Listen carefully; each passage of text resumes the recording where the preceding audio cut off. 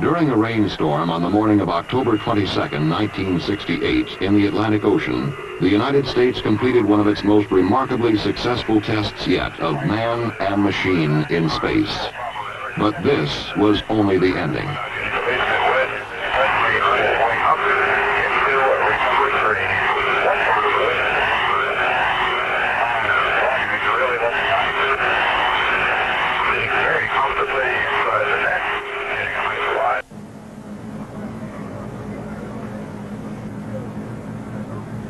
It was on a clear morning almost 11 days earlier at the Kennedy Space Center's Launch Pad 34 in Florida that we witnessed the beginning of the first manned mission in the United States Apollo program to land astronauts on the moon. The purpose of the flight of Apollo 7 could be stated very simply: prove that the spacecraft command and service modules would function properly in space, long enough to carry men to the moon and back. Accomplishing this was considerably less simple. It meant showing that a brand new spacecraft, far more complicated than its predecessors, would operate so well it could be trusted to take men well beyond near-Earth orbit. The astronauts were spacecraft commander Walter Schirra and pilots Don Isley and Walter Cunningham. The Kennedy Space Center had spent long days in preparation and checkout, working toward a launch time which had been set for months. It was not by chance that Apollo 7 lifted off only 2 3/4 minutes after the appointed moment. 5, 4, ignition, GR.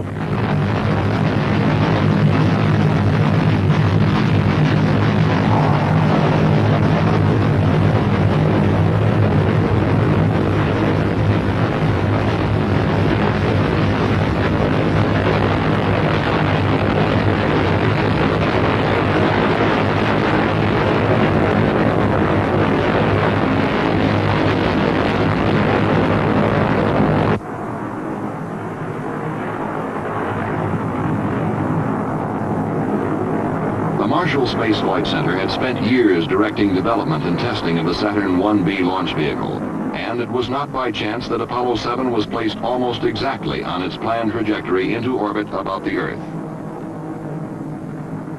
Your Godspeed, Apollo 7. Thrust is okay. Roger thrust. Roll, roger, roll. Very early in the flight, the general pattern of go for Apollo 7 was established in a conversation between the spacecraft and mission control at the Manned Spacecraft Center in Houston, Texas. Right on the old button. Very good. Flight booster. Yeah. We appear we may be slightly marginal on rocks. We'll keep okay, stand by. Cut off. J2 cut off. Beautiful. Fido. Flight Fido, we're go. Go across the board. TMC looks good, flight. 25,553. H dot is minus 4 balls 1.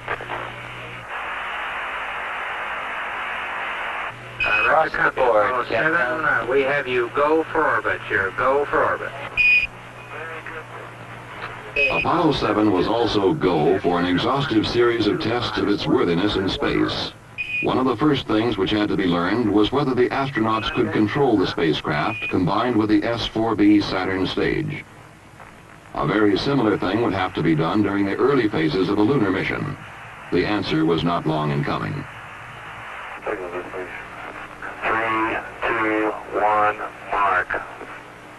S-4B test complete. Beautiful. That was outstanding. Real fine, outstanding. Next, the spacecraft and S-4B stage were separated. The question now was whether the astronauts could turn their spacecraft around and control it to the degree required for future physical link-ups with equipment in space. For this, too, would have to be done in the lunar flight. And again, the answer was yes. Those little flashes like Johnny? Something that will not be seen in the lunar flight or in any other forthcoming Apollo mission were the panels at the top of the S-4B stage. They will simply be jettisoned in the future, but they drew comment in Apollo 7. And the slot panel at the top, left, and bottom are opened, and I would just be about 45-degree angle, and the slot panel on the right is just opened, maybe 30 degrees at the very best. Roger. Looks like you're looking at a 4-jawed angry alligator. Apollo 7 escorted its spent S-4B stage through space for perhaps 30 minutes, then departed. That's a bigger one, Tom. Ready now? Yes. Yeah. It's absolutely beautiful here. The following day, Apollo 7 burned its spacecraft propulsion system for the first 2 times in the mission and returned to its 4-jawed alligator, which was now angrier than ever. Apollo 7, Houston, how close are you now? Pretty close to about 70 feet. It's tumbling rather wildly, so we're trying to stay away from it. Roger, understand. We can copy, Jack, okay, separation. In this maneuver, Apollo 7 had accomplished the first rendezvous of the program, and in so doing had proven capable of meeting still another requirement for lunar flight. 1618 plus 1221. Then, as we were to see in some of the most dramatic film ever returned from space, the crew would settle down to a weightless life in a spacecraft with 4 times more room than Gemini. Break command. Off. Minimum. Low. Off. AC. There would be a host of other tests under a host of other conditions. The equipment and systems required to sustain men's lives, to guide and control and propel the spaceship, to provide electric power, to communicate with those on Earth, would time and again prove their mettle. The propulsion system, for example, was burned 8 times, and it behaved perfectly every time. Off. Down. Guard.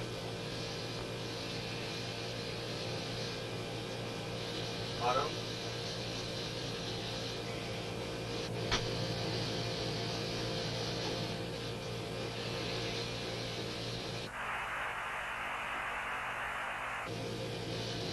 The crew worked with a telescope and a sextant, taking landmark and star sightings for navigation, as will be required for lunar flight.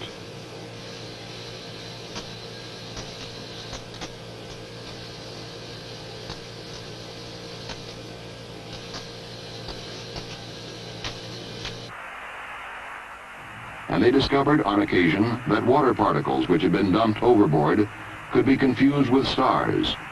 Care will have to be taken to avoid this confusion on future flights.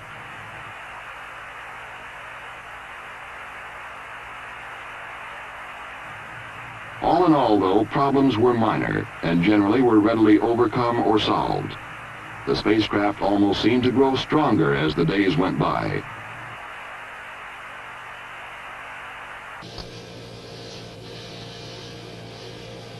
But Apollo 7 was as much a test of man as of machine, and human errors were not taken lightly. Apollo 7, Houston, we acknowledge the error on the ground here. Okay, I'd like to have the ground get to work and pick up the sleep. The error had led to an interruption of a sleep period for the astronauts, who were understandably irritated after days of hard work. It was imperative that this situation be remedied. I want the rest of these work periods worked out there. Apparently you can move up burn through. How about giving us a chance to get some sleep? Apollo 7, Houston, understand. There were also those problems to which man is susceptible but cannot control, like the common cold. Oh, very good. I got a couple small items for you. Wally took a couple of active Walt took 1 active only. He feels fine. He just got a little stuffy headphones. And I put some nose grease in mine because my nostrils are a little dry. Sorry, it smells good.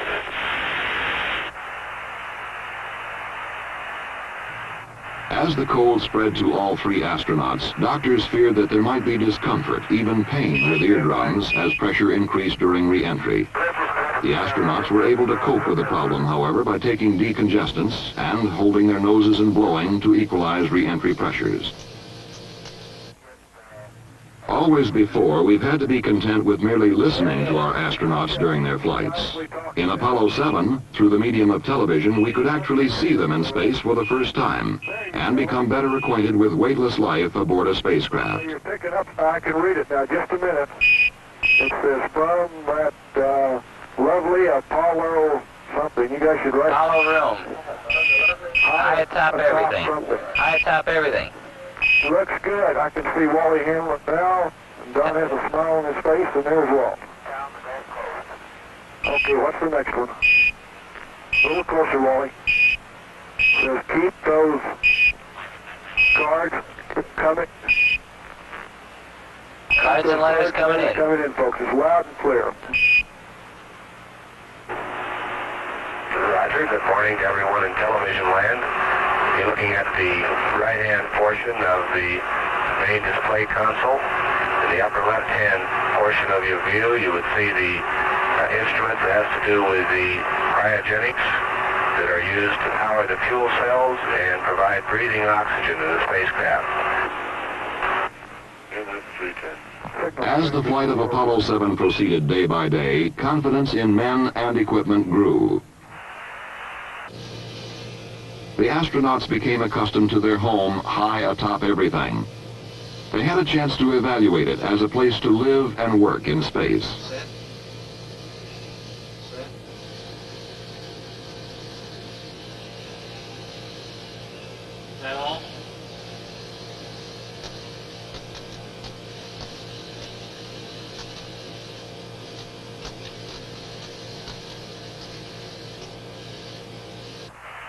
There was a chance to photograph Hurricane Gladys, which raked across Florida and headed out into the Atlantic. There was a chance to photograph areas of the Earth not previously pictured from space. For example, the coast of Chile and the Andes mountain range.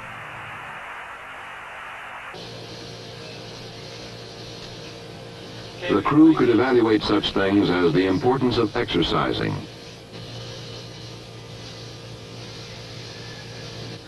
the quality of sleeping arrangements, the palatability of food, seemingly small items, but things of essential importance in a lunar mission. They even recorded the preparation of a drink for a meal.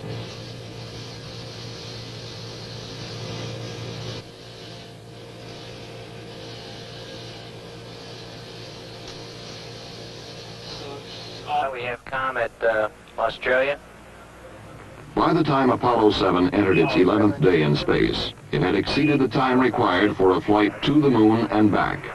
It was also well on its way to accomplishing all planned objectives, and more. Apollo 7 was called 101% successful. On the morning of October 22, 1968, Apollo 7 began its final revolution, the 163rd. At approximately 259 hours and 39 minutes after liftoff, the spacecraft propulsion system was burned for the final time, and Apollo 7 headed home to Earth.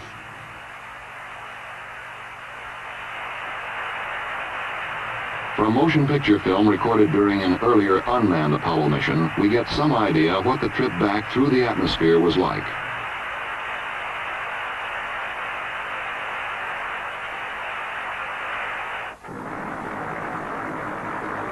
In less than an hour after touchdown in the Atlantic Ocean, the flight crew emerged from helicopters which had brought them to the recovery ship, the carrier USS Essex.